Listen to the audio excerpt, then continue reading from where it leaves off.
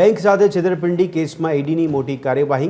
Krishna નેટવેર technology private limited અને અન્ય લોકો સામે તપાસ કરવામાં આવી। મુંબઈના વિવિધ સ્થળોએ 104.43 કરોડની સ્થાવર મિલકતો જપ્ત કરી। 3 સ્થાવર મિલકતો કામચલાઉ રીતે જપ્ત કરાઈ છે।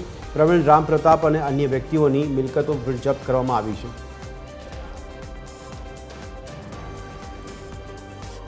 પ્રવીણ રામ પ્રતાપ અને અન્ય વ્યક્તિઓ તેની સાથે સંડોવણી હતી, તેમની મિલકતો જપ્ત કરવાની કાર્યવાહી કરવામાં આવી છે। ત્યારે ઈડી દ્વારા મોટી કાર્યવાહી હાથ ધરાઈ છે।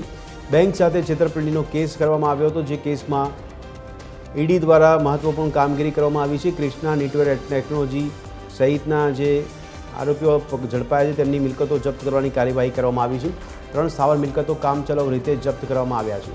ત્યારે મુંબઈના વિવિધ સ્થળો પર 104.43 કરોડની સ્થાવર મિલકતો જપ્ત કરવાની ઈડી દ્વારા કાર્યવાહી કરાઈ છે।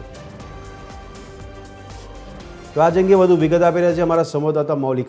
મૌલિક, જણાવશો આજે કાર્યવાહી કરવામાં આવી છે ઈડી દ્વારા, તેમાં કયા પ્રકારના કેસમાં કાર્યવાહી થઈ છે અને શું વિગતો આ તપાસમાં બહાર આવી રહી છે? ભદ્રેશ, જે રીતે ક્રિષ્ના નેટવેર ટેકનોલોજી પ્રાઇવેટ લિમિટેડ છે તે તેમજ પ્રવીણ રામ પ્રતાપ દાયલ અને નવીન રામ પ્રતાપ દાયલ સહિત અન્ય સામે આ ફરિયાદ છે તે સીબીઆઈ દ્વારા નોંધાઈ હતી અને સીબીઆઈની ફરિયાદના આધારે આ સમગ્ર મામલે ઈડી દ્વારા તપાસ છે તે શરૂ કરવામાં આવી હતી। ઈડી દ્વારા આજે મુંબઈના વિવિધ સ્થળો છે ત્યાં લગભગ 104 કરોડથી પણ વધારે કિંમતની 3 જેટલી સ્થાવર મિલકતો છે આ કેસના સંદર્ભમાં જપ્ત છે તે કરવામાં આવી છે।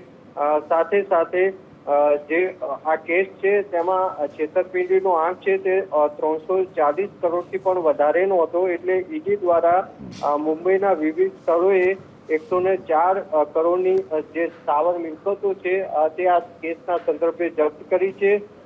સાથે જ આ જે મિલકતો છે તે પ્રવીણ રામ પ્રતાપ અને અન્ય વ્યક્તિઓની જે મિલકત છે તેવું પણ ઈડીની તપાસમાં સામે આવ્યું છે અને તેના જ કારણે ઈડી દ્વારા આ મિલકત છે તે જપ્ત કરવામાં આવી। જી મૌલિક, ધન્યવાદ સમગ્ર માહિતી આપવા બદલ।